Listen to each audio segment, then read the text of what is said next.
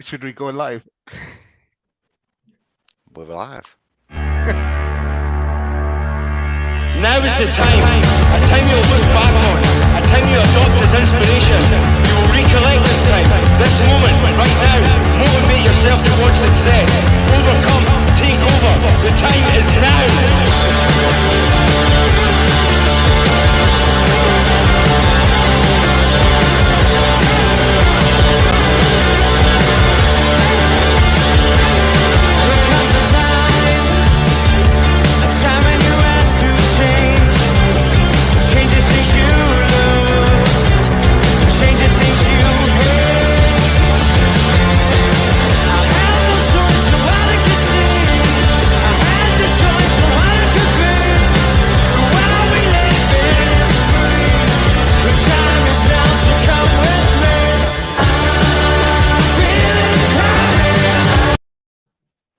Yes, get in. Good evening. Five. When was the last time we said 5, boys? I can't. I'm struggling to remember. Man United again. Yeah. 5-0. Hawaii fail. Away fail. Fantastic. Whatever. Fantastic. Like that. But anyway, good evening and welcome to Loads of Mag NUFC. And as you can tell by the title, we're doing the Newcastle Brentford reaction show. We were going to do this last night, weren't we, boys? But we wanted to try and be as fully loaded as we possibly can. So we decided to do it this evening. But massive welcome. I'm joined by Daz and Pete, as you can see. Pete, how's things? You all right, mate? Other than the sore head? My head is a mess. Today's been a write-off, I've got to be honest. I've done nothing today. But yeah, it was an all-day session, celebrating birthdays and a fantastic result to boot. So it got a little bit messier than we expected it to. I remember looking at the time and it was like 20 to 6. I was like, yeah, I think I need to go to bed now. I mean, in the morning it was, by the way. 20 I was going to say. So yeah, it's been a long one, but yeah, buzzing. I know. Absolutely fantastic result. Dazzler, how are you, mate? All good, Chris. All good. Yeah, my wife was working all weekend, so it's myself and the little man. But I got to see the game, obviously, in between all that. But yeah, absolutely buzzing with the result, and coming off the 4-1 last week as well. 9 goals in the space of a week. You know, it's unreal. What a week as well with the takeover anniversary and the shows we had as well ourselves, and everybody in a happy mood. It's all positive, and bring on tomorrow. It's every day is a blessing the way it's going. It is, isn't it? Yeah, it's very much uncharted territory for us as Newcastle fans, isn't it? Normally, we might get the odd good win and we all go mad and celebrate. But I think you'll both agree that we're just not used to seeing performances like this, are we? Where we dominate, and it's not. It's I'm sure you lads will agree with me. It's not just the fact that we're picking up the results. I mean, you look at the league table now. I think we're currently sitting 6th, I believe. But you look now, yeah, 6, just behind Man United. We lost 1 game all season, and that was in the last minute at Anfield. And we've had, a few draws. Maybe we should have picked up wins here and there. But as I've said previously, we've been away to Brighton, been away to Wolves, we've played City, we played Liverpool at Anfield. It's, and the fact that we've accumulated these amounts of points, it's not just the points though, it's the performances and how we've been doing it. And I think that's certainly been the standout for me. I mean, onwards and upwards, boys, onwards and upwards. But let's kick off anyway, and let's have a look at the lineup. So, as we know, we were unchanged from the Fulham game, which we won 4-1. So we started the game with Nick Pope in goal. We had Kieran Trippier right back, Sharon Botman in the centre, Dan Burn left back, which did raise some eyebrows. I think we all have a little bit of nervousness over Dan Burn at left back at times, depending on who he's playing against. In the middle, we had Longstaff, Willett and Bruno. And then out wide we had Murphy and Murphy and Almiron, and then through the middle obviously we had Callum Wilson, and our substitutes were Carriers, Lascelles, Joe Linton, St Maximin, Lewis, Target, Wood, Fraser and Anderson. Now I don't know about you boys, this was one of the first comments I made on the group. That bench looks a lot stronger than in previous weeks, don't you think, Daz? Yeah, I remember that comment, Chris. But yeah, it did with ASM back, with Joe Linton there as well. Even though we didn't need to use him last week. Yeah, it did look stronger. But yeah, I think my reply back to you was yeah, that the worry for me is with that lineup is Dan Burn at left back. I don't see him as a left back. He can play there, but he gets caught for pace, and it against different opposition, it's an accident waiting to happen, really. But he's a solid player, and he always gives a performance no matter where he plays. I say you could even stick him in goal, and he'd put in a performance. But then the other worry for me was Murphy. You know, especially with ASM and Joe Linton on the bench, you're thinking, well, why not give them a run out? But no, Eddie Howe stuck in how we trust, and he stuck with the team he had last week, and Murphy did put in performance last week. I think I gave him a 7 last week in my ratings. If there was so many things that fell to him last week that he could have done better, everything just didn't seem to work out for him. And I know with last week we said Miggy was at the man of the match. It could have been Murphy if everything worked out for him, because he had so many chances at different things, but and decision making. But yeah, no. Happy with the team, and obviously with the result. Eddie Howe knows what he's doing. He does. That's why he gets paid the big bucks. Pete, now obviously you and I shared the screen to do the Brentford's away days. And you know, we had Lewis on, who was absolutely fantastic guest. If you haven't watched the away days, go back and give it a watch. It was a really interesting watch. Now, Pete, when we spoke, Pete gets up the tactical boards with the players and the analysis, which is always really interesting. And Pete, we were convinced, weren't we, that St. Maximin wasn't going to start, which proved out right. But we had a feeling that Eddie was going to bring Joe Linton into the squad. I mean, when you saw the lineup, were you disappointed? Were you shocked, or did you think, you know, it's hard to change the team when we're off the back of a 4-1 win?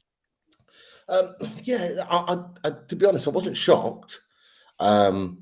I wasn't shocked by it because Eddie Howe's done it before. He's kind of kept with the same team, a winning team before. But I just thought with Brentford having a decent start, and with the fact that he always plays Joe Linton, whether he's like got his leg hanging off or not, he's like always in the team. So I just thought they would try and find a way of putting him in. And I'm almost kind of glad that they didn't. Obviously, it worked out for us and we got the win, and won emphatically, to be fair. But I'm kind of glad that he gave the others the opportunity, because that's what we want. We want competitiveness, and we want those players to know that if they play well, they can stay in the team, and that keeps that motivation up. But it also lets Joe Linton know that if he wants to get back in the team, he's got to play at his absolute best. Yeah. So I kind of thought about it from that point of view, and it's kind of proved to be the case, because, as you've said, you know, so the players that kept their places were good again. I mean, no, I'm sure we'll get on to individual players, but you know, for one, Jacob Murphy, I'm really glad he's having this moment. Yeah. I think he needed it, and he seems to be embracing it. I'm sure we'll get onto Murphy a little bit more, but I'm glad that he got his goal, and he just seems really motivated and happy at the moment. It can only be a good thing for Newcastle. So I'm happy with that. But yeah, not surprised. But you know, as Dad said, we always trust Eddie Howe, so we always see what he's got cooking in his plans. Pete, follow-on question that just on that. Okay, we've had the Joe Linton renaissance. We've had the Miggy Almiron renaissance. Are we witnessing the start of the Jacob Murphy renaissance? And is Eddie Howe watching squad game and say, I'll make a fool out of them after slagging off Murphy, and just turn it on again? Well, we already know that Eddie Howe's a fan of the channel, and he does watch on a regular basis. Oh, Eddie. It seems to be the case. But look, whether it's going to be his kind of, you know, his turnaround, like Shaw, Joe Linton, Shelby, it kind of remains to be seen. But the longer he plays and puts performances in like that, then yeah, I do. I mean, I'll be honest with you, the way he's playing in this team is probably the best I've seen him play since he's been at the club. And yeah, I know it's only been a short period of time, but it just shows you how much better he's playing in this current setup. And the one thing I found really, pleasing for me is that he's finally using his abilities in the right way. We always knew he had pace, but he's using them to really press high, cause problems that, ultimately the goal came from that he ended up scoring because he pressed the goalkeeper, forced him into the, situation in which he ended up scoring the goal. But, using his pace in the right areas, getting balls into the box, you look really, really dangerous at times. And, that's down to Eddie Howe. But yeah, long may it continue.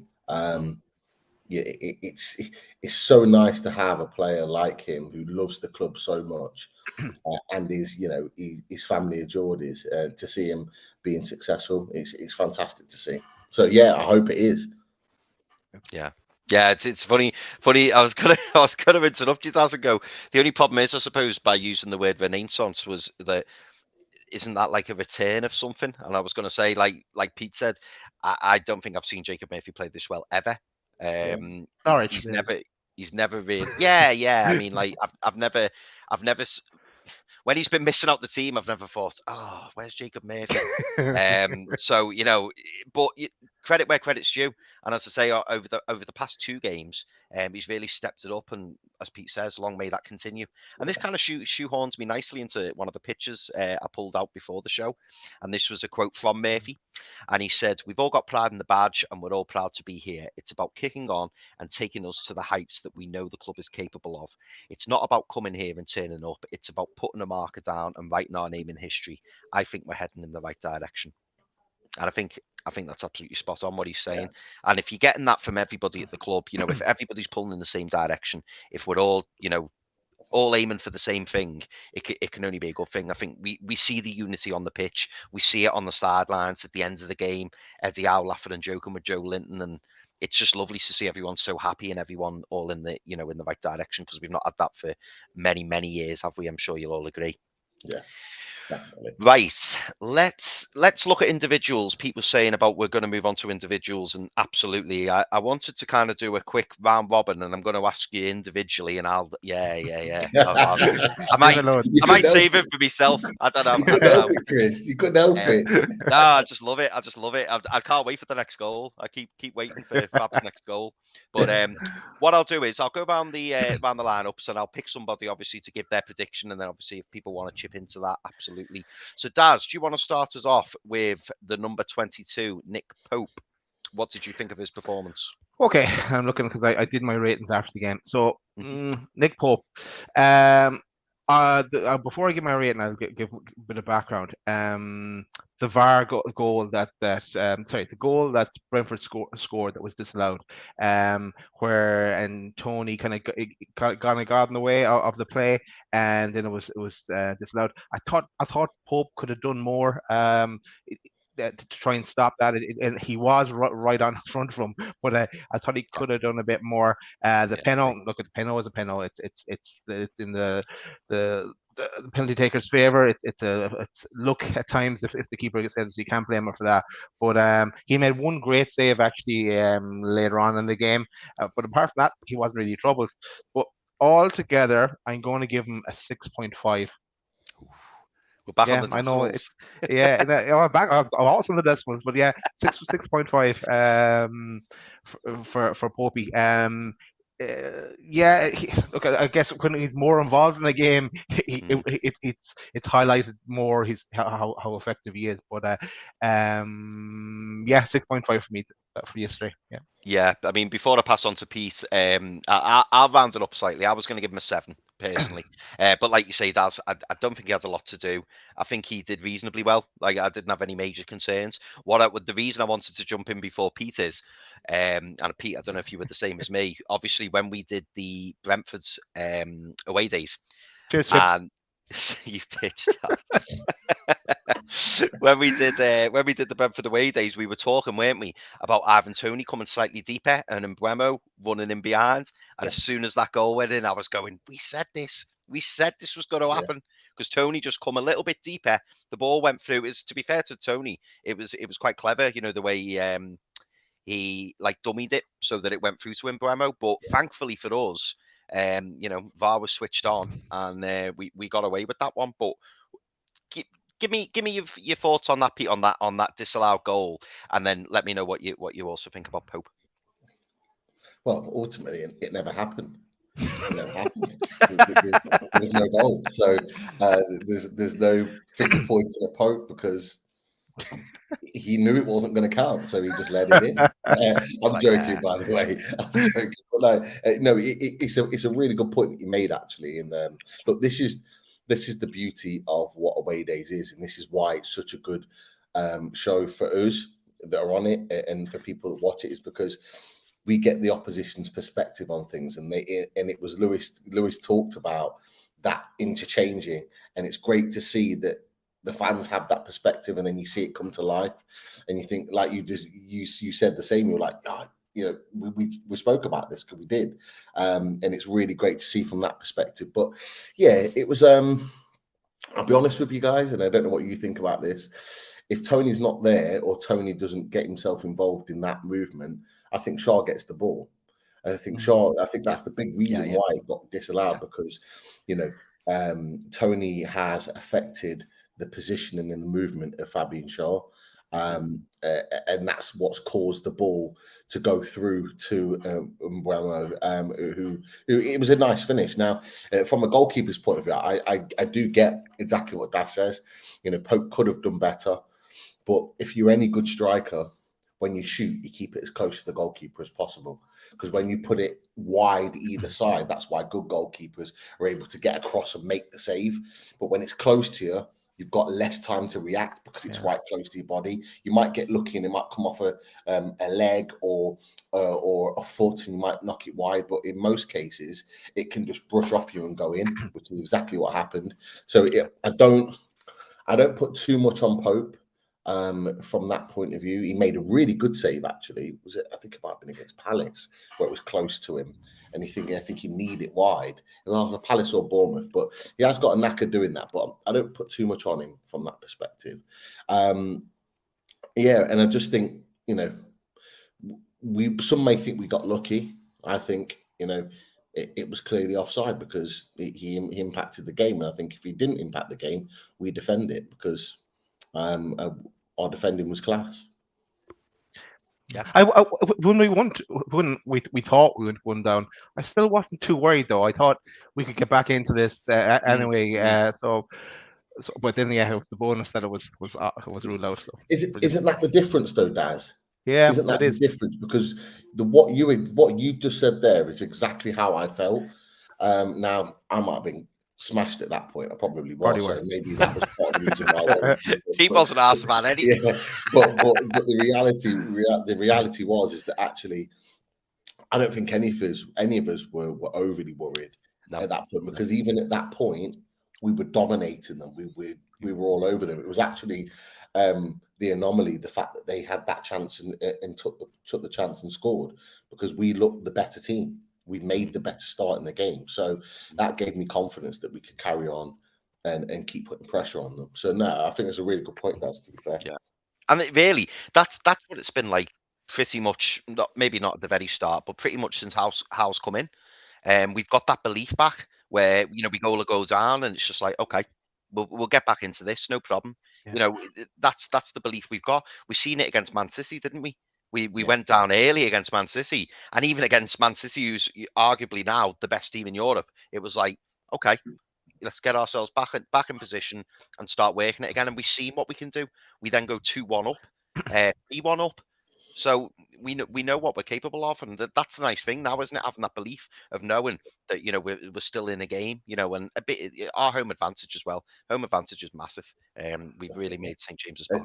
Chris, just before we move on, can I? I think it's quite fitting that you've got Geordie Mick on, because I was told that I was expecting something to be sent to me over the weekend, and a package arrived, and I have to say, a massive thanks to Geordie Mick. So that's the package in which it came in, a lovely wrapped bag. And just to say a huge thank you to Geordie Mick. He has sent me over the #1 Italian brandy, Vecchia Romagna. Never had it before. I will certainly try this at some point. But Geordie Mick, just a massive thank you to you. I know you wanted to thank us for the support and all the shows that we've put on to obviously keep you going whilst you've been struggling in hospital. And I hope, you know, you're getting better and better every day, by the way, from all of us uploaded. But to send that over, you didn't need to do that, but massively appreciate that. And it's a real nice touch, mate. So thank you very much for that, Jordan. Really well done, Geordie Mick. Get well soon. Lovely gesture, that, mate. Yeah, get better soon, mate. Get better soon, and hopefully, you know, you're watching and enjoying. Right, so let's get on to Captain Fantastic. We've got Kieran Trippier. Now, I'm going to give this one to Pete because I know how much Pete loves Kieran Trippier. And then Daz helpfully uploaded some heat maps. So Pete, while you're talking, nice. I'm just gonna throw this heat map up on you. So what did you make of Kieran Trippier's performance, Pete, and how would you mark him? Kieran Trippier, in a word, best right back in the Premier League. That's not even a word, but that in a sentence. That's right back in the Premier League. You can tell I'm still drunk, mate, and like I'm not stopped. Like, so yeah, cheers. And now Jordan Mick's just added another bottle of brandy to my collection. So yeah, expect more of this. But yeah, best right back in the Premier League. The guy is just absolute class. I think about 4 weeks ago on one of these review shows, it might have been, I think I questioned him, and I wasn't sure about him with regards to his pace and how it might hinder him moving forward. It doesn't. His positioning, his know-how, his experience is so good. Like, he is just brilliant. And we're not even talking about his ability at set pieces, his delivery. I think someone referred to him, it might have been Michael Richards on Match of the Day, as having a wand of a right foot, and he's absolutely right. He really does have a wand of a right foot. I mean, people are putting in the chat, you know, I think Paul Gallant's put 10 for him. I'd put him up there as a 9 for sure. I thought he was that good. He just absolutely dominates. He was so good yesterday, and it's just brilliant to see. He makes our team, our defense, so much better. Our attacks attacking with so much more potency, and like having that killer instinct. That ball for Bruno, fucking hell. Yeah. We ain't had that for years, man. You know what I mean? No, we haven't. We ain't had delivery like that for years. It's just a pleasure to see. Brilliant. Yeah. Great. Talking to Micah Richards, Pete, and Daz, I don't know if you see Match of the Day, but Micah Richards was doing the you know, the post-match on the game, and he was saying how it's nice to see such a clever, well-worked corner, and he actually we'll never know. You may never know. All right, so fill in the blanks. What did Micah Richards say about Trippier? Get your comments in the chat. I love it. I'm back. Oh, yeah, I'm back. Jesus, I panicked then. Sorry about that. Even though you're back, everyone get your comments in and fill the blank of what you think Chris might have was just about to say. Where did you hear up to? Was it Micah Richards? Yeah, stop there. Yeah. So yeah, it's just about Micah Richards, and he slowed the corner down, and he said how lovely it was to see, you know, obviously a lot of homework going on in terms of doing the corners for Father Jack. I probably sounded like Father Jack as well. In terms of, you know, he slowed the corner down, Daz, and he said how nice it is to see, you know, things that clearly go on the training pitch come off, and that short corner from Miggy to Trippier, fantastic ball in, as Pete said, and then you've got Bruno there, and wasn't it great as well when Bruno was talking about how Eddie Howe was saying, you haven't scored any headers, we need you to start scoring headers, and he obviously got the goal against Leicester last season, and then he gets his second header and his first goal this season. But yeah, I agree with Pete. I thought Trippier was fantastic, and yeah, I'd also give him a 9. I thought he was superb. What about you, Daz?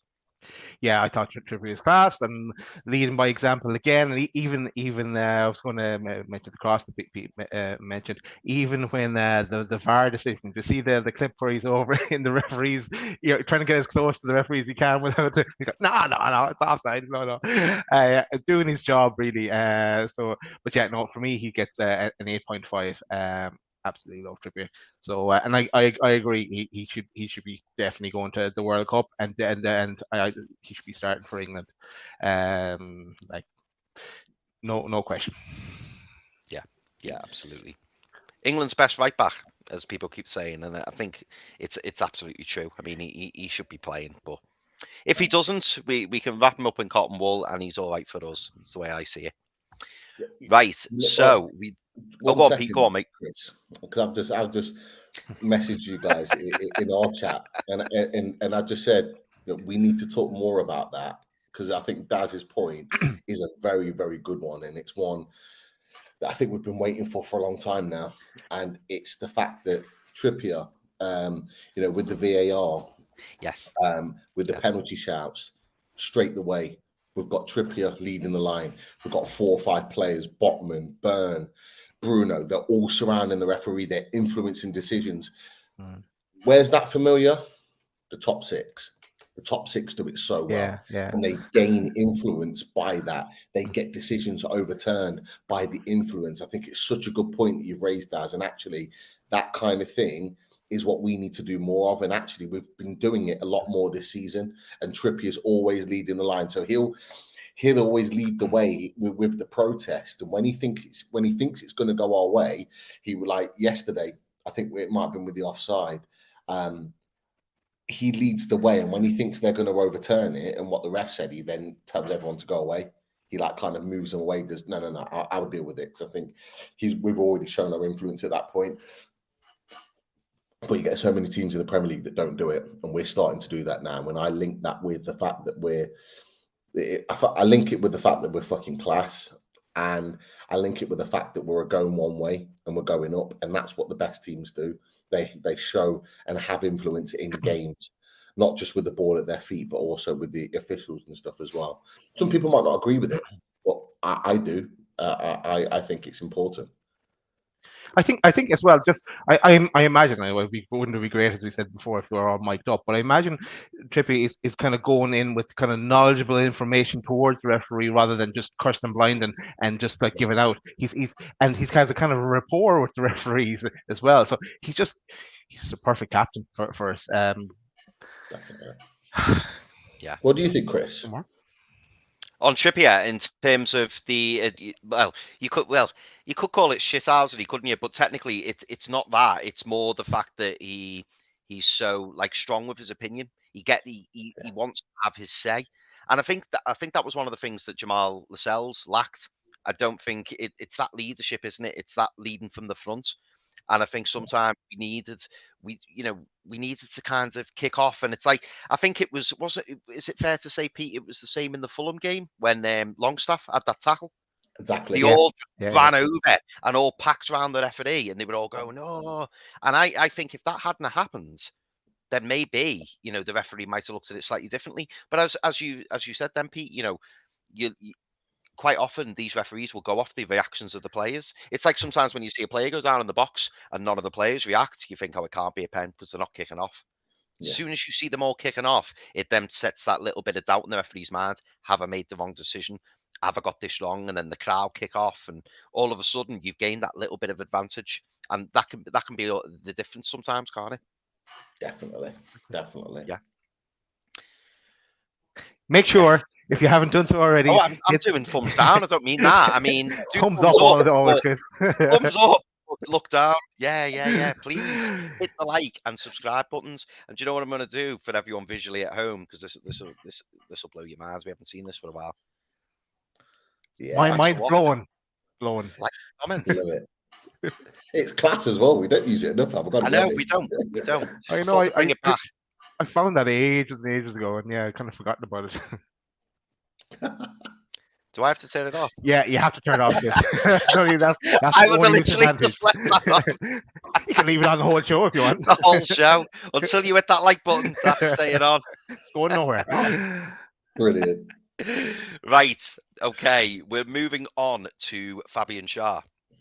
One of my favourite Newcastle players. I'll kick off with Sharp because I've seen a little bit of negativity towards Sharp's performance, and I don't know whether people have got that disallowed goal in the mind. I'm not sure, but for me, I don't think it was one of Sharp's best games. But equally, I didn't have an issue with his performance. I love the fact that Fabian Sharp's so cool and calm under pressure. I love the fact that he brings the ball out, he spots a pass, he's always looking forward.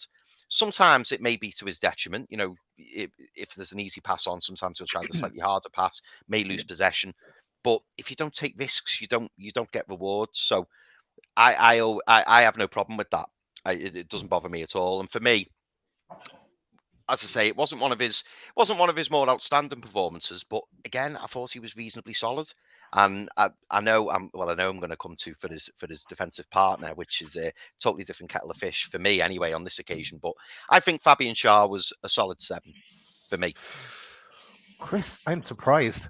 Yeah, I did. I was just going to say that I didn't think he was outstanding, but I didn't think. You know, if I'm throwing out 8s and 9s, I don't think Sharp's up there for the 8s and 9s. That's the only reason. But I had no problem with the performance, and I think people saying he had a poor performance is very, very, very harsh because I don't think he did. I don't think he had a poor performance at all. I remember one mistake, but then a couple of seconds later he rectified and brought the ball out. So I'm giving him an 8 actually for sure. And yeah, I don't blame him at all for the VAR goal, because as Peter said earlier, he would have got it if Tony. Anyway, he's getting an 8 from me. What about you, Pete? Yeah, I'm with Dad. 8. I had 8 in my mind. It surprises me. I've got to be honest. I'm not really seeing any reactions of people on social media, what they said about the game and individual players as such. But it surprises me that you boys have mentioned that 1 or 2 have mentioned that they didn't think that he had a good game. I thought Shaw was brilliant. I can't fault the defence at all. The only goal they scored was a penalty, and I think it was a very harsh penalty in my opinion as well. They didn't break us down in game because they couldn't, because our defence was that good, because we were class at the back, we were organised, and Shaw epitomises that. We're good on the ball. He epitomises that. He might not have those big moments where he scores a wonder goal or puts a 50-yard pass into someone's feet all the time, but you see Shaw 18 months ago to what we're experiencing right now from Fabian Sharp. Yeah, it's chalk and cheese. It's just polar opposites. He is a fantastic defender at the moment, and he's playing very, very well and consistently well as well. 8 for me. Yeah, well played. Yeah, no, I think it's fair to say that, Pete, and I'm gonna move on to Sharp's partner, and you could say, Pete, maybe that's why we're seeing such consistent, strong, solid performances from Sharp, and maybe it's down to this man. So, Pete, what was your feeling on Sven Botman? What was your, how did you think he played? Again, you can see there the heat map for anyone who's listening on Spotify. I'm putting on the heat map, and that just shows you where Sven Botman was throughout the game. But how did you rate Sven Botman's performance, Pete? I'm going to use this phrase quite often during this show. 2 words. Class. Oh, fucking class! I thought you were going to say something else. No. Sven Botman was fucking class. The guy is a class act. He just impresses me every single time I see him play. He's just so good, so good. I honestly, I love the guy. I'm just so glad that the club persisted with him in the summer and brought him to the club, because there were arguments that we didn't need him and we had Dan Burn, but boy, do we need Sven Botman. I think Jordy Mick is absolutely spot on with his assessment. I'm giving Sven Botman a grade. In my mind, I had 9 in my head. Would I eat theirs, put 9.5? I wouldn't even argue with that either. He was that good. And you've got a supremely in-form attacker in Ivan Toney, and he did score a penalty, albeit, but in game, he didn't have a sniff. And Sven Botman was the big reason why. And we've always said it. Chris, you've said it before. I know you've said it a couple of times. Daz, I know you've said it before. Richie, I know has said it before. Is that when you've got these strikers that we're talking about, who we're coming up against, you always think to yourself, we're all right, because Sven will have him. Sven will do him. We talked about it at the Wolves game. Jimenez. He, There you go. him and There you go, Keith. Sorry, there you go, Keith. yeah. Oh, there's going to be more. That beat better be on the ready. But yeah, Raul Jimenez is a fantastic big bully striker, and he didn't do anything because Sven Botman had him in his pocket. Same again with Ivan Toney. Didn't get a sniff. Brilliant. Oh, you're back. That's not by accident. That's not by accident. Wow. Man United have gone 3-1 up at Goodison. So it's now 3-1, and it was, I believe it was Marcus Rashford. So yeah, that game looks done and dusted. 10 minutes to go. Come on, Everton. 2 more. Interesting that Martial got injured. So it could well mean a start for Cristiano Ronaldo next week. I know. I was. Oh, sorry, Pete. Go on. Put it on. I was just put it on because I want to see the goal. But so if you heard that, I apologise. But yeah, again, we'll get into that this week. No doubt, it's going to be interesting. That game. Yeah, I was watching it before with my lad, who's a blue, and he was giving Ronaldo down the banks. Pete, it was disgusting. It was absolutely disgusting. And I was going, you can't rule out Ronaldo. Next thing, bang. It's just what he does. What he does. Chris, he's built a career on it. He's built a career. You know how I feel about Cristiano Ronaldo. For me, he's my favourite player of all time. Ronaldinho was up there for years as the best player that I'd ever seen. Alan Shearer a third. But Cristiano Ronaldo, he's made a career of proving people wrong. And although I do think it'll be a big task for Botman at Old Trafford, I'm confident that he'll be able to deal with him. But at the same time, you can't rule Ronaldo out because he has moments like tonight where just one ball, bang, hit, goal. And we've got to be aware of that. But look, I'm sure we'll get into that later on. But I'm not that bad. I'm not angry that Man United are winning because it means that Everton aren't. So what's happening, Chris? It's 2-1. The goal got ruled out. when Rashford controlled it hit his chest, then hit his arm. It looked a little bit harsh to me. I've just seen it. That is not handball. Looks harsh. So Chris, 2-1, guys. 2-1. Chris, I've got a question for you, right? Chris, are you a lager man? Are you a cider man? Are you a vodka man? Are you a whiskey man? Do you sing songs that remind you of the good times? Do you sing songs that remind you of the better times? Yeah, I love that life goals. I love it. So I'm a lager. Do you know what? I've learned my lesson when it comes to drinking. I used to just drink lager till I couldn't take anymore, and then I'd get on to whiskey. But now I've learned I should only really have 3 or 4 lagers, then I go on to the whiskey. Because otherwise I get too bloated. So yeah, it's lager, then whiskey, some shots, and then bed. Kebab, then bed. That's normally the order. How do you do shots? I can't, honestly.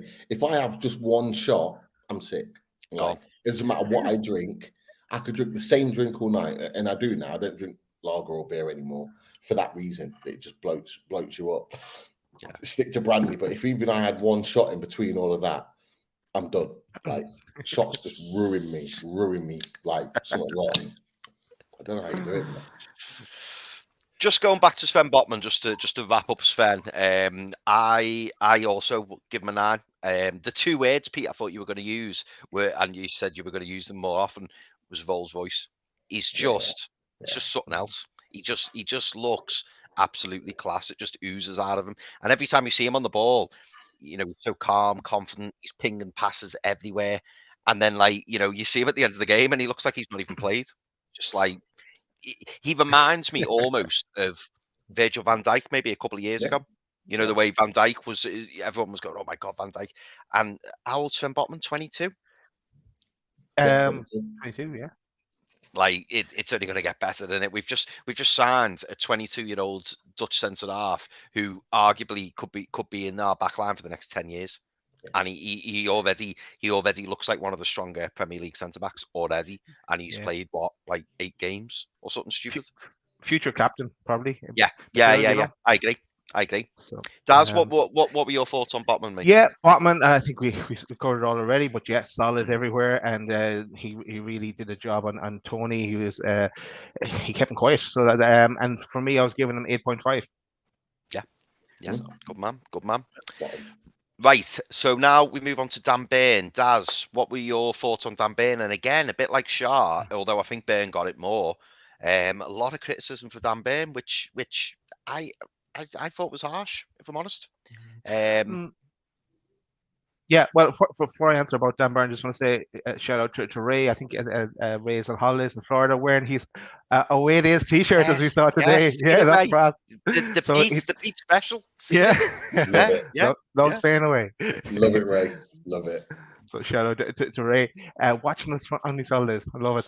But yeah, Dan Burn for me. Yeah, I've always said I don't know about him in left back position, especially when targets available. But I know it's Eddie House has a plan in mind there. At fault for the penalty, it was harsh. He hands were in the air, but for me, I've gone the same as Popey. I've gone 6.5. I know I'm harsh. I'm Burn, but I think he's a class player, but a centre back, not a left back, for me. Yeah. I mean, the natural danger with Burn, isn't it, is that he doesn't look like your traditional left back, probably due to his height. And I've got no problems with Dan Burn, and he's really convinced me at left back. But Pete, I'm gonna throw this to you. I'm gonna say 7 for Burn. Again, a bit like Shah.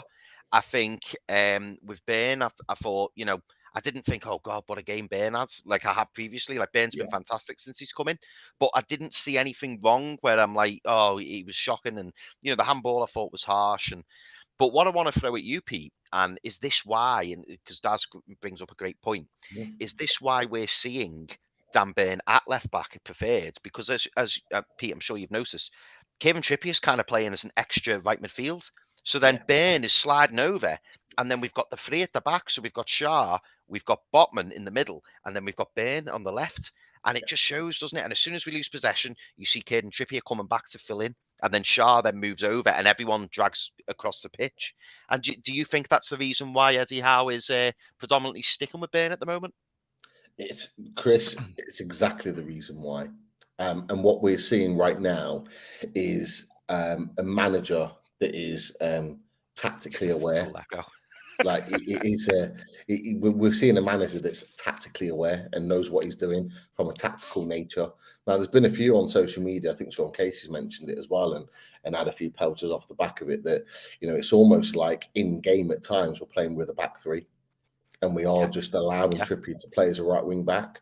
And on the moments, and they're not very often, but on the moments that Dan Burn does get forward and overlap, you'll see Trippier just sit in as that third centre back or slightly deeper. So we've always got those three players at the back that can control the ball and control the way that we play. I understand where Daz is coming from with regards to Burn in terms of, it's not his position, and I understand that. But actually, I'm going to put something out there that people might not agree with. I actually think he's played better there than Target has this season. I've not been impressed with Target at all. I've really not. And it's not a massive concern for me. But I actually think from a tactical point of view, which is what you touched on, Chris, I actually think he plays that role better, and he gives us more defensive solidity at the back. So we're not going to get broken down in the same way. And I think it works really well. Now, again, it goes back to the Fabian Sharp conversation. He's not going to light it up. He's not going to give you massive special moments, but he allows the tactics and other players to do their thing because he covers them and does the role that he plays at the back. And I think that's why he plays. Then I've got a follow-on question there. Should we then, okay, if it continues in this fashion, and I'm sure Target will get back in and get playing, in the summer, should we be looking then at another left-back option? And that's where, because I signed him in FIFA, I'm asking this question, Pete. The guy from Ajax, Owen Windle, who you were talking about before. Windle, could be an option. I think it's 22, but something that to consider, I suppose. If he's not, it does kind of worry me that he's not playing target in the Is left back. this So. is this why, Daz? Do you think? Obviously, we were speculating this, weren't we, at the start of the window? Is this why Newcastle stalled when they were trying to get Renan Lodi? Didn't happen, and then all of a sudden, bam, Yeah. the target deal was done. Is this? You know, do you think there was some doubts? Do you think, you know? I suppose with Trippier, he's not the quickest. He's not slow by any means, but he's not the the very quickest of players. But he makes up for that, doesn't he? And obviously his calmness, his leadership, his set piece taking, and maybe his Eddie Howe seeing that Matty Target going forward isn't. I mean, I think it's fair to say, and I don't want to start slagging Matty Target off because that's not what this is about. But is it fair to say Matty Target's not really a top 6 left back? Do you think in a couple of years' time, Matty Target will be kind of the understudy to whoever we bring in as left back? Because again, we can't keep playing Dan Burn there for the next 2 or 3 years. I wouldn't imagine. No, because he's only going to get slower. In fairness, it's natural, Yeah, but I don't want to write the target off either because he'll only come back and haunt us and be play out of his skin for the rest of the season. Hopefully he does. But it's something I suppose we'll cover in the summer about, because he'll do a job for us now where we are now. But maybe something we look at coming summer, and then that also links into Jamal Lewis. Look, he can't still be around in the summer and not have played any games either. It doesn't make any sense. We need to kind of ship him off as well and have someone in then to compete with Target. I think you made a good point, and I do think that the left back position will be improved. I think it won't be in January. I think the earliest it'll be the summer. And you mentioned, I think it might be yourself, Chris, you mentioned about Target being done or just being done out of nothing. I can't remember whether it was you, Chris, or Daz that mentioned it. Yeah, but to do with the Renan Lodi deal. Because we waited and waited and waited, and then it just got done. And then we just got it done. I think it came down to finances, why we got Matt Target. He'd been at the club, he did well for us. But equally, I think what it's come to the point is that, right, we can get Matty Target for 12 million. We'd probably have to pay a little bit more if we wanted to get Lodi. At that point in time, he ended up going on loan, I think, to Forest in the end. Yeah. And maybe it was the right decision. We didn't get him. But I think that, if we'd have gone and paid 25 million for Lodi, for example, it would have took a huge chunk of the budget out from the players like Isak that we eventually signed, Botman for 30-odd million that we eventually signed. And I think that was part of the reason, is because you knew Target was a steady Eddie. It'd always kind of do okay for you. But I actually think he's dropped below that at times this season. The Tranmere game, I thought it was dreadful. There was one or two other games he hasn't been good in either that he's played. And I've been slightly disappointed with him. And I think he's needed this, being on the bench. I think he needs to know that he's not going to be guaranteed to play every week. Have you noticed as well, Pete, which I don't know whether there's a reason behind it or whatever, but have you noticed in the past couple of games, Target's been brought on as the right back? Yeah. Because obviously he's probably more comfortable than but when he brought Lewis on, he wanted to play him in his proper position because he's not played before. And Target, I think he's just giving minutes to keep him ticking over, because who knows, Dan Burn might pick up an injury and then we need him to play every week. So I think he's just keeping him ticking over from that perspective. And of course, we have got another right back alternative, but he's got no future at the club in Mankilio. He'll probably leave in January or maybe the end of the season. So I think he's looking at the squad of players that he wants to build his team around. I think he needs to step up his game, Target. He needs to start improving and good. That's how this team should be. It should be competitive. But yeah, a new left back will be made at some point. And Wijnaldum from Ajax, he moved to Ajax. I think he was at AZ Alkmaar before, if I'm right in thinking. Yeah, I think it was AZ Alkmaar. Yeah, tremendous left back. But there are a few out there, to be fair. Yeah. Dutch under 21 with Botman as well. There you go. Links up there nicely. Right, well, we better get moving through these players because we're approaching the 50-minute mark and we're not This even is out what of the fence. We're not even This is out what of the happens, fence. Chris. This is It's what been a happens. good I chat, know. though. It's been a great chat, to be fair. No, it has. It has. Now we've got questions as well. Remember? Yeah, we've got to get these God. questions in as well. Right, we'll tick along, boys. We'll tick along. Right, so let's move to Sean Longstaff. So, Daz, we'll start with you, mate. What were your thoughts on Mr. Longstaff? Yeah, Longstaff. I'm giving him a 7. He allows Bruno to play a bit higher. Nothing really jumped off the page for me. Thinking back on the game now yesterday and for Longstaff, but it's a consistent 7. I'm going to give him. Done. Okay, Pete, yourself. Yeah, I'm gonna give him. I give him a 7.5. I thought he had another good game. Like nice steady Eddie. Controlled the game really, really well. And as I said, allowed Bruno to do his thing. And he, I think the biggest thing for Sean Longstaff is that we haven't missed John Joe Shelby. Life Goals is really getting into it. Yeah. the key for me is that we haven't missed John Joe Shelby with Sean Longstaff in the team, and that's the biggest compliment I can give him. So yeah, 7.5 for me. Yeah. No, I'm gonna go with Daz. Did you say 7? I said 7. Yeah. Yeah. I'm gonna go with 7. I think steady Eddie. Pete described it well. Steady Eddie allows Bruno to do what Bruno does. I thought it was a solid performance, and I think this run of games for Sean Longstaff's really helping him. I think him having a run of games, it's building his confidence, building his fitness, it's getting his understanding in the team. So I think it's working out well for him. And to be fair to him, he's putting a shift in. Nothing outstanding this particular game, but yeah, I thought he did really well.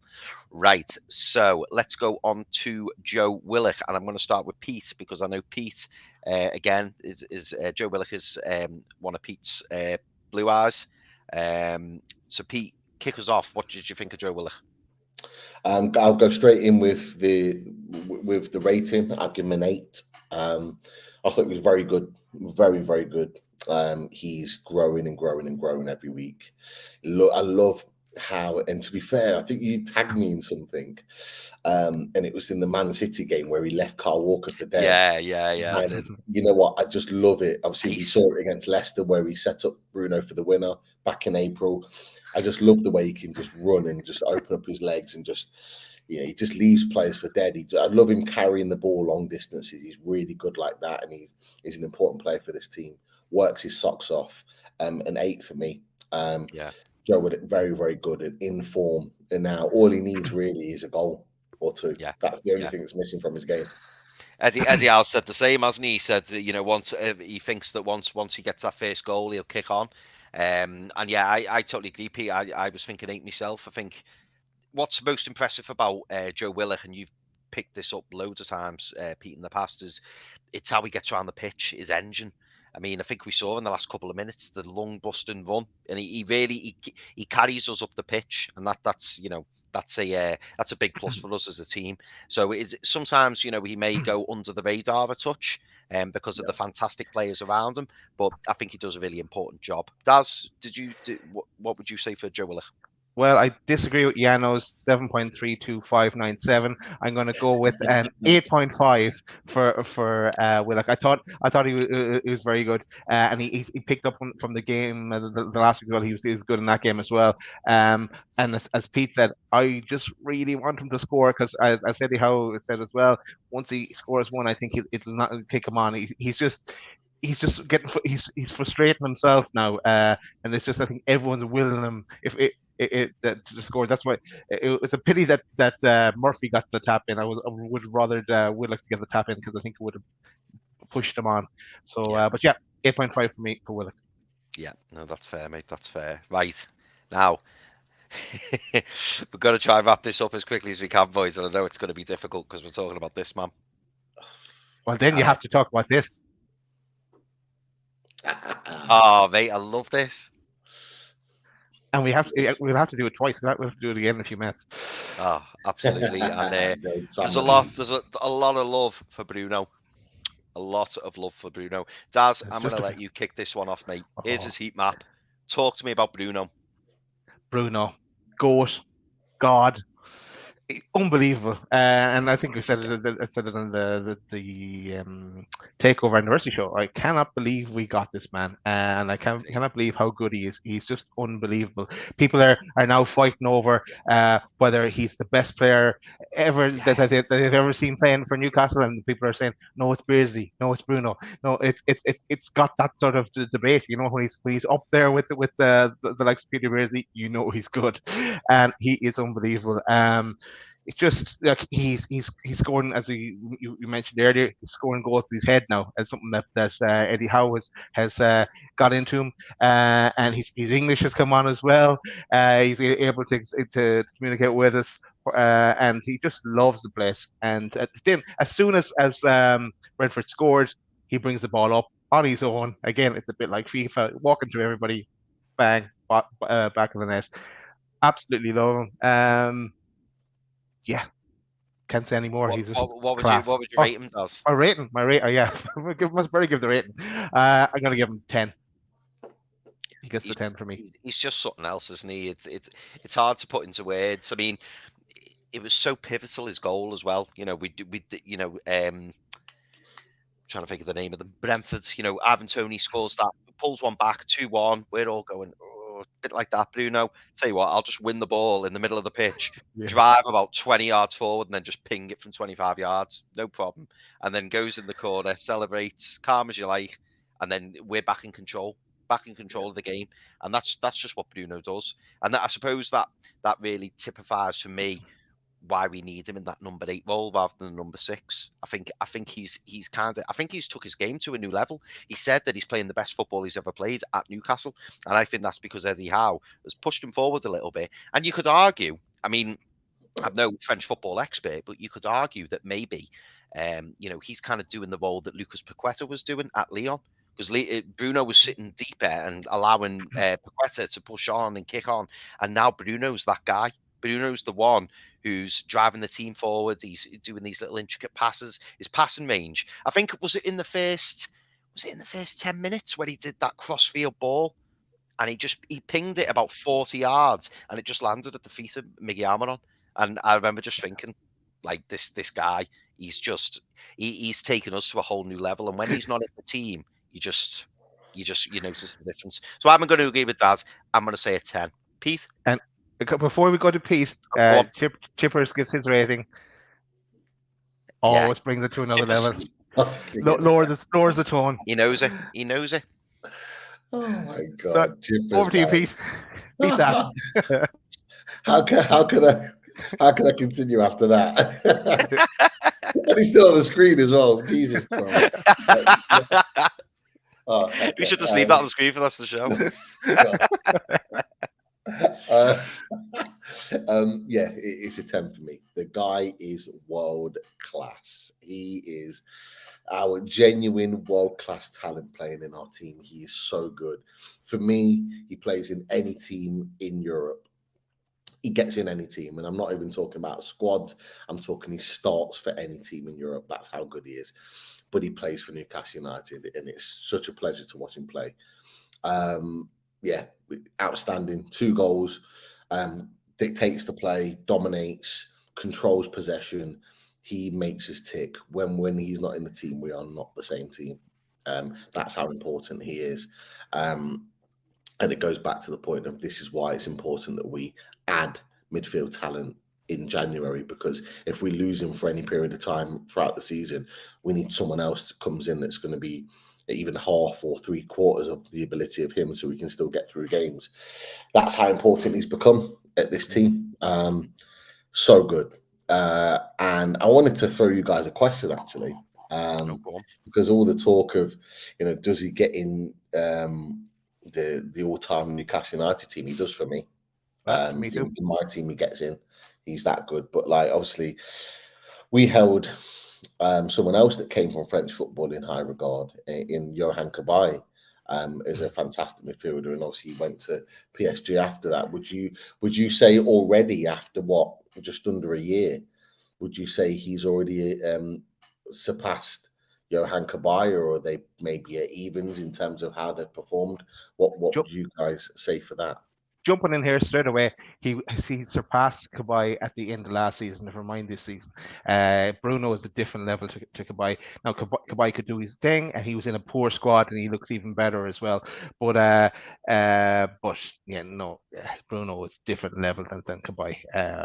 Definitely. Yeah. No For contest. me, I think Bruno's definitely surpassed Kabay, and I loved Kabay, by the way. You know, he didn't get the nickname Dreamboat for no reason. Chippers will tell you. Yeah, no, Johan Kabay was a fantastic player. But I do rate Bruno up there. Like Bruno is slowly becoming like one of my all-time favorite players. He's that good. Yeah. He's just a dream. Even the biggest thing for me, and they were talking about it during the commentary, was how like he's always looking for the next pass. And apparently, the real top players. I think he was talking about Roy Keane, saying Roy Keane used to moan at players because he didn't know where the next ball was going. And he does that constantly. Bruno's constantly. He's like I've said it before. He's like an owl. His head is just spinning like that all the time because he's getting an image of the pitch, where people are, what he needs to do, how much space he's got. Yeah, Danny Guthrie doesn't get close. Danny Guthrie. To be fair, that 2012 season, Danny Guthrie he wasn't quite Bruno level, but he was. He did all right, yeah. He did a job for us. But interesting. You talked about Bruno from a Lyon perspective. In Lucas Paqueta, because you're absolutely right. I was having this conversation with Lee yesterday because he came around to mine for a little bit, and we were talking about Bruno as the game was on, and he said exactly that. Is that what you're seeing now is where he's playing. He's playing in the position that was taken by Lucas Paqueta because they played with Coqueret and Bruno was more of sitting defensive midfielders and allowed Paqueta to venture on and be that number 10 and get himself forward. But we play our slightly different. So we have one sitter and we have two that venture forward in Willett and Bruno that was yesterday. So he's allowed to get further forward and get into the box or get into positions where he can really hurt the team. And he's really showing his ability. He's been class. Really, really good. Sorry, interrupt this broadcast just for a question. We have other questions to get to as well that I start, but I have to go to this straight away. Shall we all get blonde hair, lads? I'm up for it if Pete is. Question from Life Goals. Oh my God! I'm going to stick with my black stroke, slightly grey hair. I'll stick with mine. I'm already going. Like I said, I've got maybe more grey than black now. So would that suffice? Maybe. Do I need to? Don't talk to me about the way there. Hey, we'll rock up in April. All of us. Yeah. Yeah. I mean, if he carries on the way he is and we're in that top four, we should make a bet. Should make a bet. Hey, be careful. I know. I tell you what. How about? Why have I just said that? How about if by April we're in the top 7, then we get it done. If we're in the top 7, so top 2, Pete, top 2. If we're in the European spots, if we're in the top 7 by April, we'll do it. And so what you want to do here now, Pete, is add in the cups as well. I'm still in both cups. The League Cup will probably be over by then. This is Daz with his extras. Think it through. Yeah. If we're going to Wembley, we'll do it. with tickets. Yeah. And the alternative is, if we get to go to Wembley for a cup final, then 100% I'm doing it. 100%. But we've got to have tickets for the game. So anyone that knows of anyone that could get us 4 tickets for the Lady Boys, then we'll have to get those suits Liverpool had there back. We can get the white suits and everything. White boys. Jesus. That'd be a sight, that, wouldn't it? It would. You'd definitely get on TV then. I know, yeah. Right, okay. So I'm gonna save the best one to last, in my opinion. So I'm gonna move on to Jacob Murphy. So Pete, what were your thoughts on Jacob Murphy? Brilliant performance. Fully deserved his goal. You know what? It almost made me feel a little bit emotional watching him, the way he celebrated, and the way he thanked Wilson for setting him up, because Wilson had a few minutes earlier had an opportunity where he was put through and he should have slid in Miggy, and Miggy would have scored in the first half, and Miggy went mad at him. And then it wasn't long after that he then squared the ball for Murphy, and Murphy needed that goal.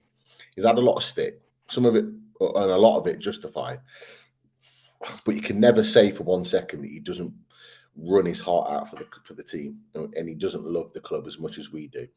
And it was a really nice touch for him to put performances in and then match that with a goal.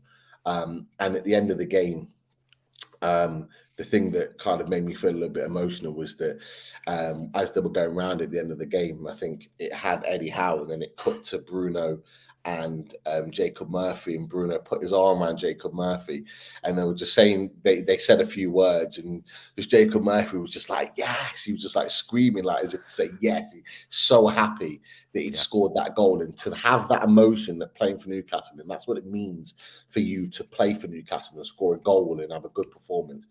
For me, that just means everything for me.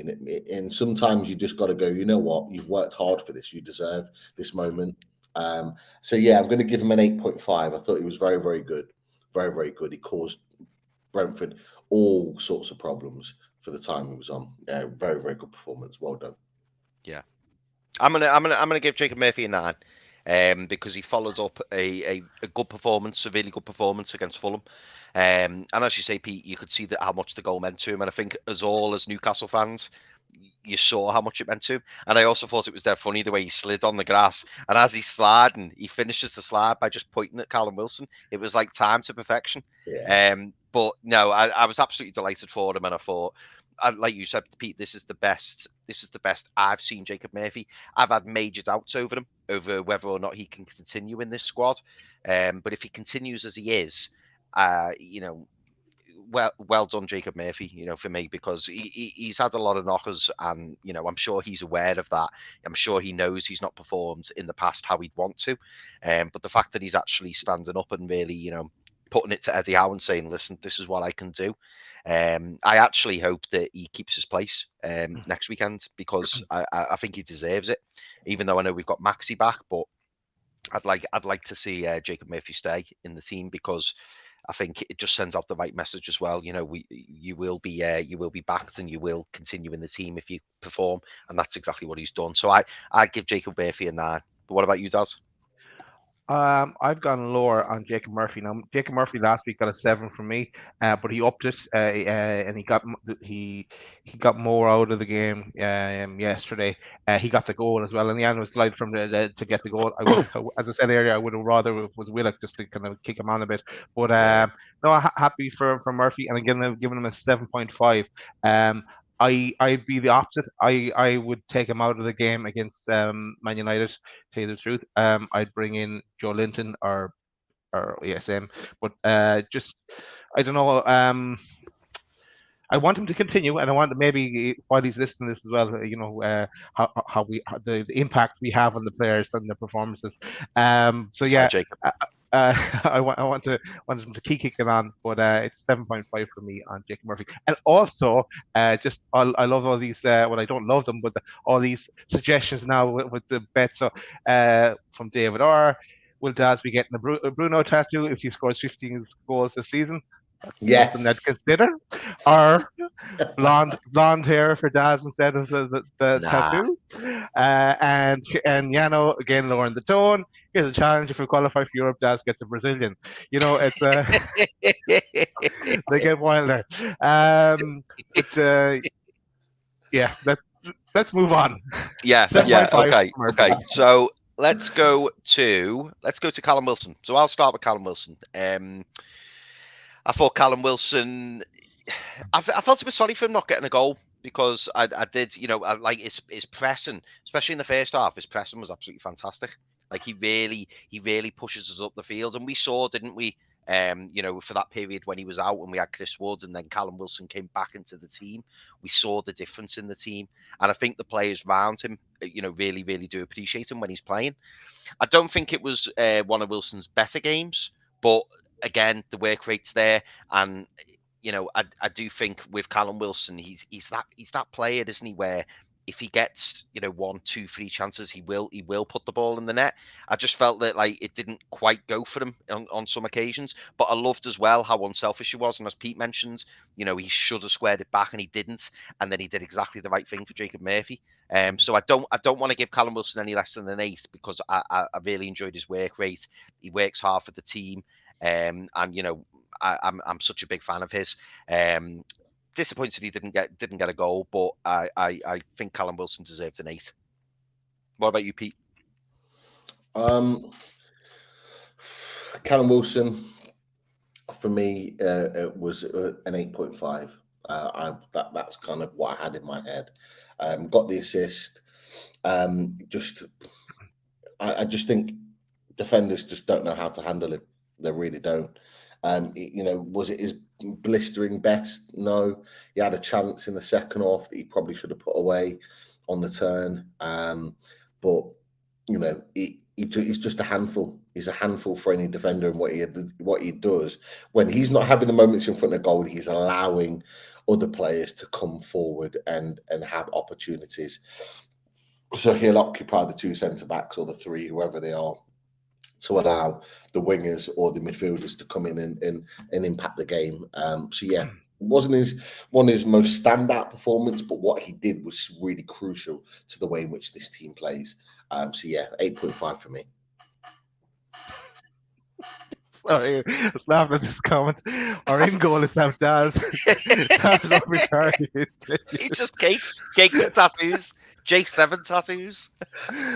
Oh, I give up. But back to Wilson. I'm giving Wilson 7.5. He got the assist for Murphy. Wasn't his best game ever, but it's a solid performance. And Ben Mead it was solid on him as well. But yeah, 7.5 for Wilson. I think he's getting a bit frustrated as well.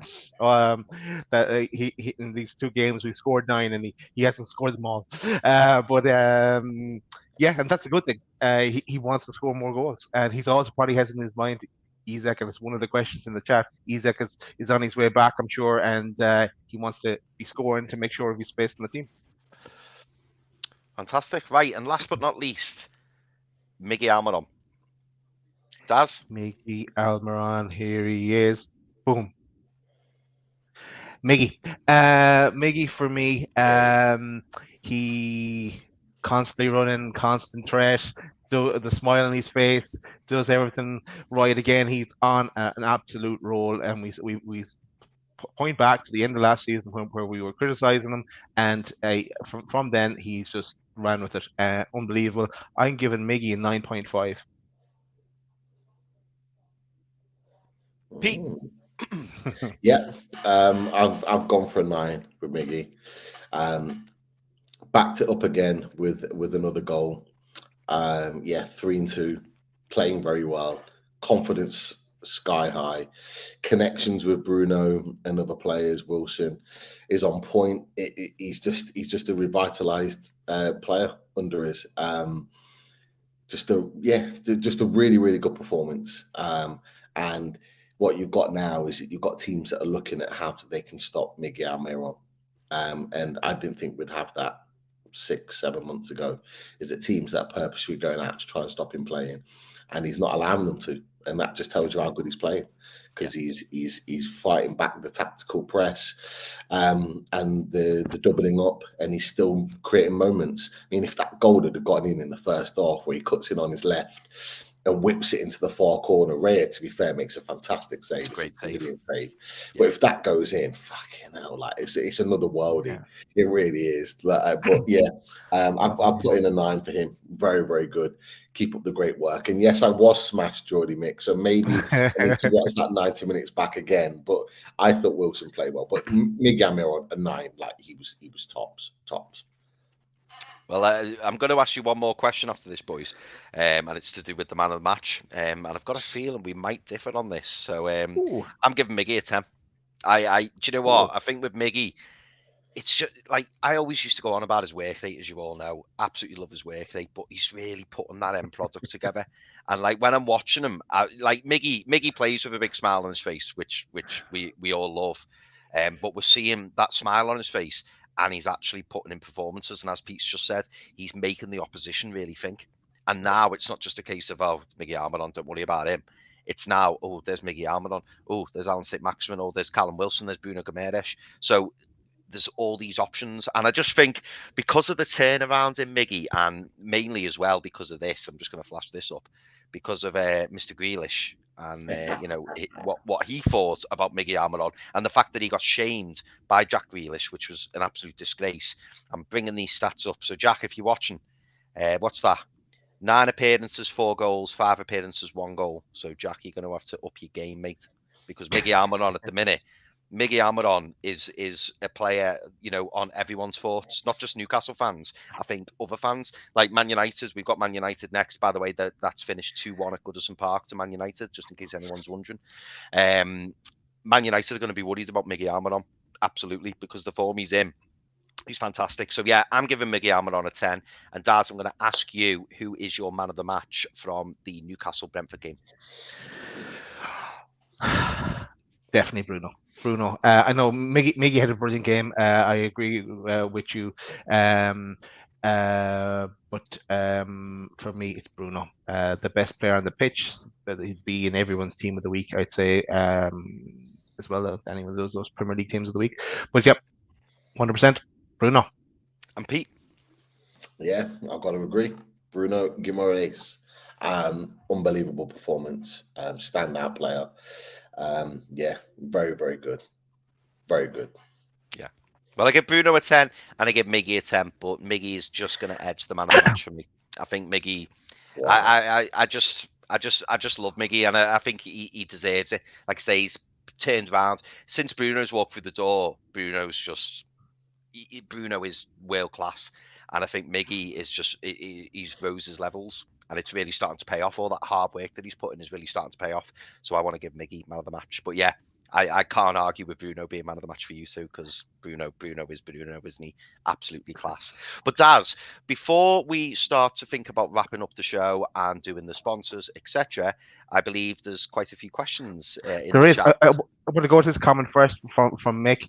He greeted me on the Bruno as well, and also where myself and Mick are on the same meds, obviously, because we're all given our marking system is the same tonight. So nice one, Mick. Codeine is a lifesaver. Codeine is a dream. This time last year, I had sciatica and I couldn't even sit on a chair properly and get out of bed. But codeine did save me. So yeah, I understand that feeling, Mick.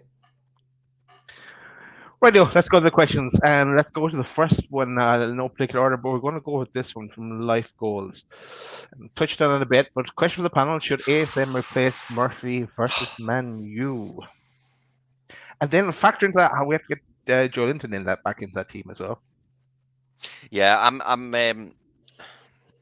I'll kick it off, and as I say, I'm looking at the starred questions, and I know there's 19, and I'm also looking at the clock, so I'm going to be as quick as I can. For me, because I've just said it, I would keep Murphy in the team. I think it sends the right message out to keep Murphy. As much as I'm a massive fan of St-Maximin, as you all know, I would probably start Murphy and then reassess at half-time and maybe the 60-minute mark, then bring Maxi on, possibly to, if we're still in the game, or maybe behind, bringing someone off the bench. Someone like Maxi off the bench will be fantastic. What about you, Pete? I think if you ask most people, they would say, yeah, they want ASM to start. But how can you justify not starting Murphy after the last couple of games, particularly yesterday? I'd find it difficult to justify that reason. And if I'm struggling to find it hard to justify that reason, I think Eddie Howe would as well. So, should he replace him? Yes, because he's a better player. But will he? I don't think he will. I think Murphy will start. That's a good answer. Yeah. Ooh, okay. Good question, though. Good question. So it's 2 for Murphy, 1 for ASM. Okay, fair enough. Okay, this is a good question here, and I can't understand this myself either. Is where is it? It's about the TV. It's like the Man United Newcastle game isn't on TV next weekend, and why is that? Like it's gone. It was on Sky. No, it's not on. No, it's only on our streamers. It was on Super Sunday, 2:00 kickoff. No. Oh, No, what was that?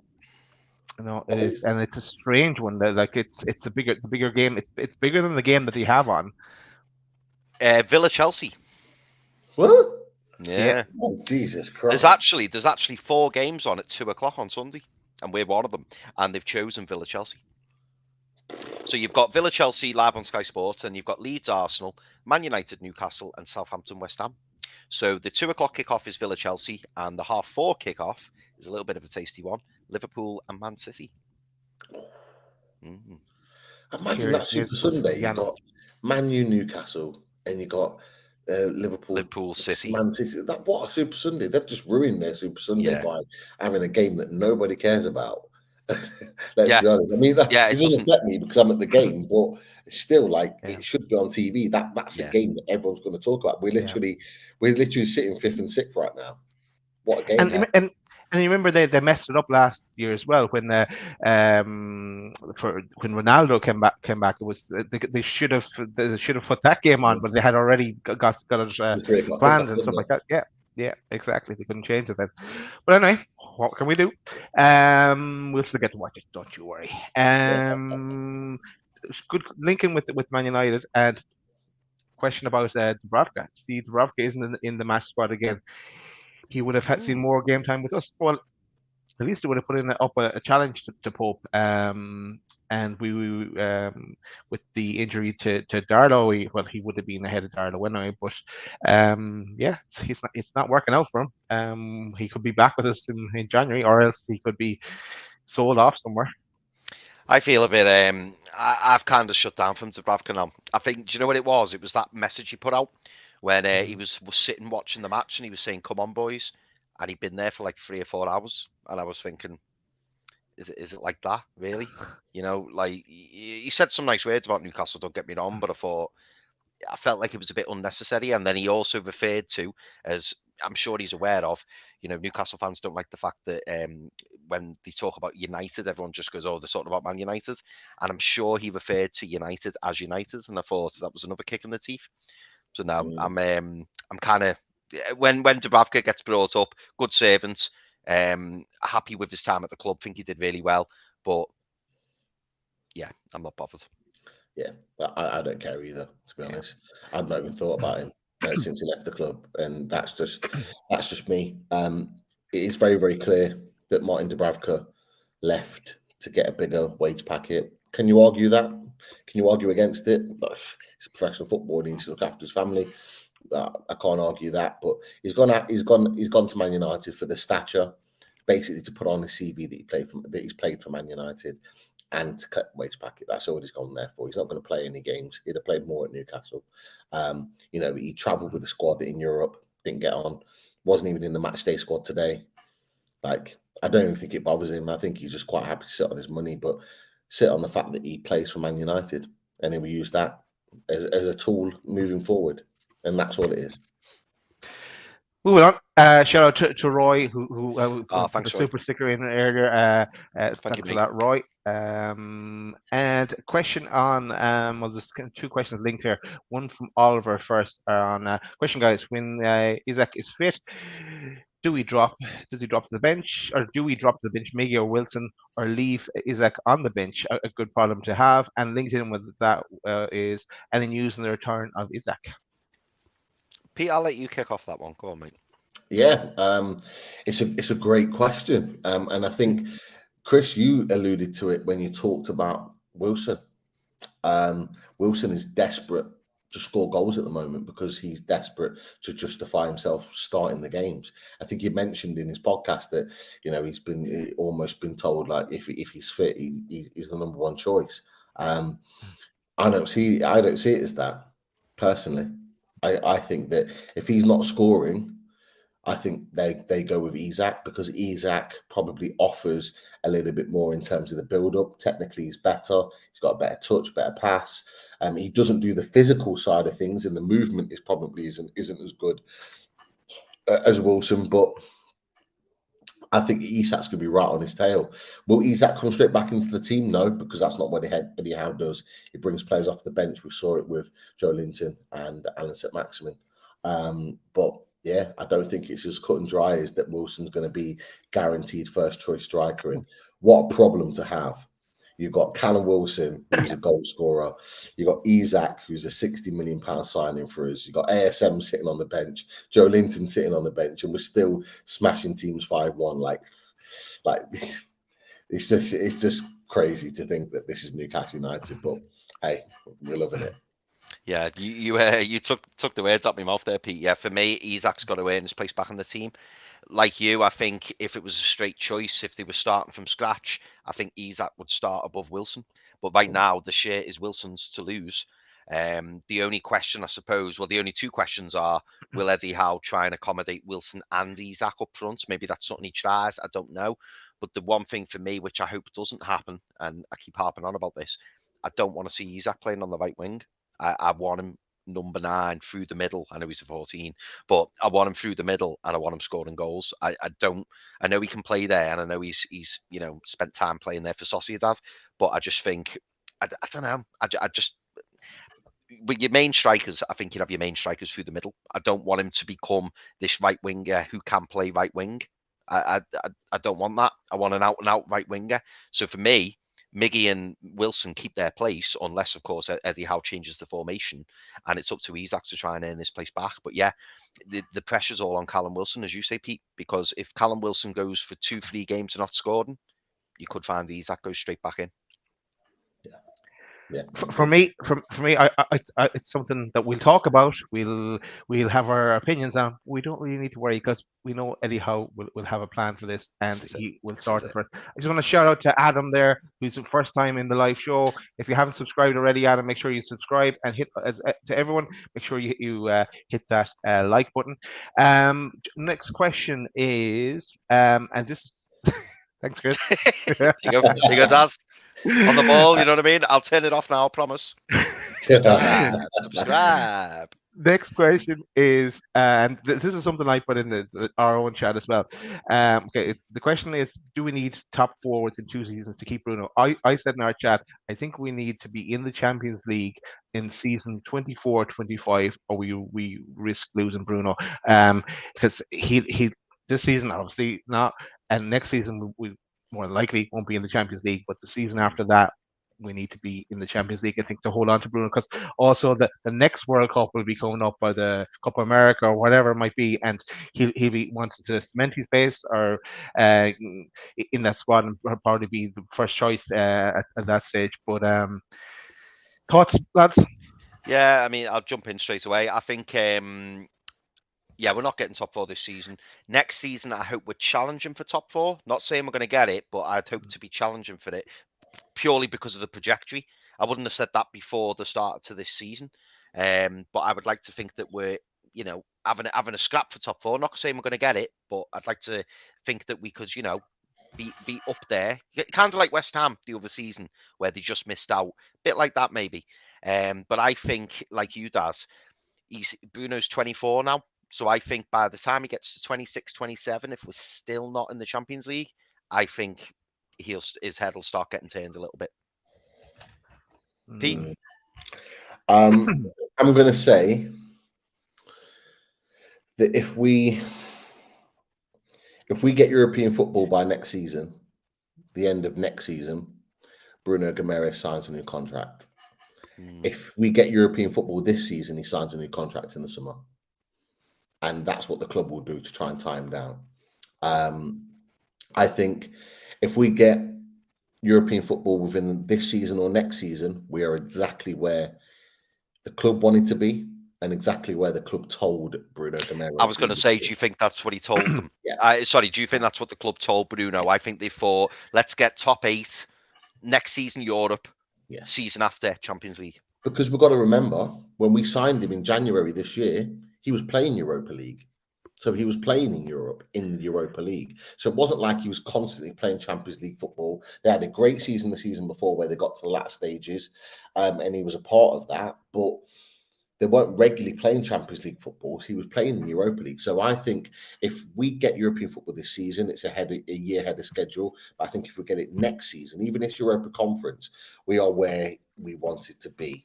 as a club, and I think he'll sign a new deal because he'll see where we're progressing as a club. We'll look at that long-term vision, and what comes with European football is signing European quality players. So those players that maybe have been umming and ahhing about whether to sign for us, then sign their names to the deal because we're playing in Europe. It's as simple as that. And yeah, I think if we're not in Europe by this time, next season or the end of next season, 23-24, I think the questions will stop being asked.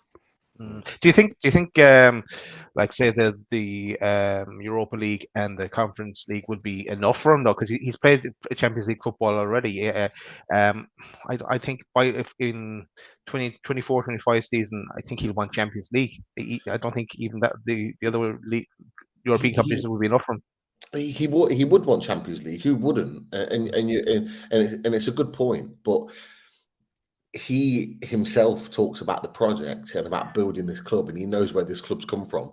It's come from being 19th in the Premier League when he were 18th, 18th, 19th when he signed for the club. So he knows where it's come from, and he knows if we go from 18th, 19th from when he first signed to a year and a half later getting European football, or that's massive progress. And then he'll see the benefits of sticking with the club to take us to the next level. Because what I think sometimes we forget is that with getting European football will open up so many more finances that we can spend on better players, on top players, and it just takes us to another level. Cool. There's about 5 more questions. Do we want to do all 5, or will I give you the choice of the questions and we go do one? Yeah, go for the choices, fella. Okay, choices are do we bring in players in January, 1 or 2, and there's a pointing towards the young lad from Vasco da Gama. There's David Orr is asking about we're going to talk a bit about Brucey. Garen Cowell as well is one of the questions. If he does unbelievable in the World Cup and goes back to some Coast Mariners and does unbelievable there, do we bring him into the squad early and not bother sending him out alone? But then there's probably the work permit issue there as well. Then there's life goals. This is pointing us back towards the Eki Teki. Do we go back for him because he's not getting a game for PSG? What question would you like to go for? Well, I think me and Chris have already answered that one. Okay, with Eki. We both said no with that one, so yeah, that's out the window. You don't get a second chance with Newcastle United because, as I said, we are fucking class. And although, just to add in, Pete, just to in case any of the viewers pull us, we were asked this on a show, weren't we? And I think there was about 5 or 6 on the panel. I forget which show it was, and we were asked, would we go back in for Ekiteke or Ekitike? If the deal, if the club really want him, and I'm sure, I don't know whether you said yes, but I think I know I said yes, because I was like, if they've done that much background work on him and they want him that much and they've really researched and he's the player they want, if Eddie Howe wants to bring him in, like obviously I'd be more than happy with that. But I think he'd jump at it as well, by the way. I think he'd jump at it. I think that was early. I think that was not. I think that question was that straight after he signed. Yeah, it was not long after he signed it, and I genuinely can't remember what I said, but I wouldn't now. I wouldn't have him back. You only get one shot at the title, in my opinion, and he had the opportunity. He said no. We went out and brought a better player that's not that much older than him. So I'm not fussed about that. I think you only get one shot. I think he would jump at the chance of coming to Newcastle now. It's too late. It's too late. I think he'll end up going back to Rennes on loan in January. I don't think he'll stay at PSG long. And actually, speaking to Lee, and seeing a lot of things written, is that I don't think PSG are very impressed with him. I think that they've started to see the attitude that we saw in the transfer wrangle that went on, and I don't think they're best pleased with it. Chris has to move location, so that's kicked out, kicked off the bed. I'm getting shouts of that, lads. I'm getting shouts of that. When the wife shouts, you move. And look at let's go with tackle this one because I know your answer, Pete. Do you think we go for one big? Do you think we go for Madison? I'll change it. Do you think we go for Madison or maybe bring in one or two? 100% will go for Madison. Now, the big question is will we get him? And that's the thing, because again, I was having a chat with a number of my mates that are season ticket owners at Leicester, and they wouldn't argue if he went to Newcastle, and that was their response off the back of it. They were like, if he went to Newcastle, we completely understand why he would go to Newcastle, and that at this moment in time, they were saying he's our best player, he's better than us, than what we're performing. But when you've got a team like Leicester who can't beat Bournemouth, who are struggling, that are struggling and getting smashed by Brighton and all the rest of it, and he's their only attacking outlet because Vardy's on the way down. He's not playing well at the moment. He's not starting. Are Leicester going to want to release him? It's whether they wave the white flag, isn't it? Yeah. They go, well, because like you say, Pete, if he goes, it's like, well, where do they go from there? Exactly. And they're adamant that they're going to keep Tielemans and let him go for a free, just because they'd rather keep him to ensure that they stay in the league, which is what a lot of Leicester fans are thinking. They're thinking they're going to struggle to stay in the league this season. Now, if you're struggling to stay in the league, are you going to be in a position where you're going to get rid of one or two of your best players?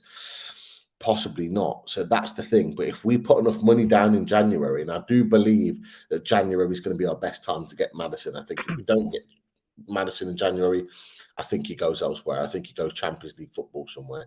So we're going to have to be able to put the money down in January and get him. Now, the question is will we get one or two players in? I do think we'll get one big signing and maybe one loan from a player that's a bigger club that's on the fringes, and we'll bring him in and he'll be a regular for us. But I think that we'll go and spend on one big signing. I think Maddison could be that guy, and Senka's put in there about Moussa Diaby. And if you hadn't seen his goal at the weekend, fucking hell, his goal, I think he scored one and assisted two at the weekend. I think they won 4-0 in Xabi Alonso's first game. He just looks the part, Moussa Diaby. So he'd be another option too. Are we all open? Are we all hoping that Diaby has a quiet World Cup? Because I think that could really boost his price, couldn't it? He doesn't start for France. Oh, does he not? He doesn't start for France, and it's interesting you said that, because speaking to Lee, he doesn't think that France will have a good World Cup. He thinks they'll do shit. Really?